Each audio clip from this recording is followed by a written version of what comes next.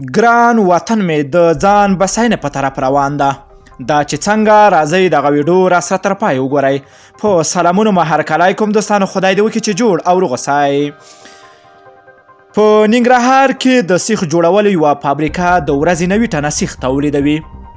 ننګرهار ولایت کې په دې وروستیو کې یو ځل بیا د نسبي امني فضا په خپرېدو خصوصي سکتور په برخه کې د فابریکو فعالیت ډیر شوی ده. د دې ولایت شیخ مصري صنعتي ښارګوټي کې د عرفان سټیل په نوم د سیخ جوړولو یوه لویه فابریکه هره ورځ له 80 څخه تر 90 ټنو سیخ تولیدوي. مسؤلین وایي د دوی تولید له لوري تولید شوی سیخ پر نړیوال معیار او د هیواد بیلابیلو ولایتونو ته لیږي. د دې فابریکې خاوند شهید الله شینواری وایي چې په دې فابریکه کې ورسره 120 تنه هم په کار بوخت دي. دی وایي دا فابریکه 10 څخه تر 2 میلو پورې سیخ ډیزاین او جوړولی شي چې د هیواد په ګڼ شمېر ولایتونو کې پلورل کیږي. شینواری زیاتوي د دې فابریکې سیخ په هیواد کې ګڼ شمېر مینوال هم لري، ځکه د ده په خبره د کیفیت له اړخه غوره دی. که څه هم له تولید نه خوښ دی، خو بیا هم له حکومت نه ګیلمن ښکارېده او غوښتنه یې ترې دا کوله چې یاد ښارګوټي ته غځېدلی سړک ورغوي.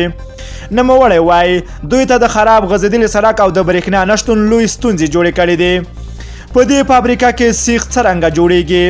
د دې فابریکې یو انجینر محمد داود فیضي د سیخ جوړولو په اړه وویل دوی لومړی په لابراتوار کې سیخ ډیزاین کوي، بیا وسپنه ویلې کوي او په بیلابیلو ماشینونو کې تر پروسس وروسته په لوړ معیار سیخ تولیدوي.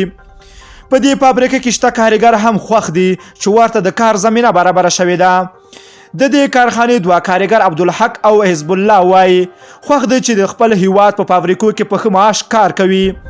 دوی دغه راز له حکومت څخه غوښتنه وکړه چې دا ډول فابریکو ته د سهولتونو رامنځته کړي څو هغه ځوانان چې بېوزګاره دي په دنده وګمارل شي. د یادونې وړ ده چې د ننګرهار په شیخ مصري صنعتي پارک کې لسګونه فابریکې فعالیت کوي چې په بیلابیلو برخو کې تولیدات لري. دوی وایي په ډیره برخه کې د فابریکو هیواد ته د بهرني تولیداتو مخه نیولې ده. دوستانو خدای دې وکړي چې دغه رقم فابریکې په هیواد کې جوړې شي ترڅو هیواد مو د ځان بساینې په طرف لاړ شي.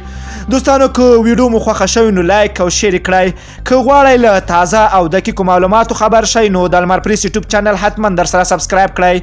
نور مو په پاک رب سپارم، الله مو مل شه. ښه وخت درته غواړم.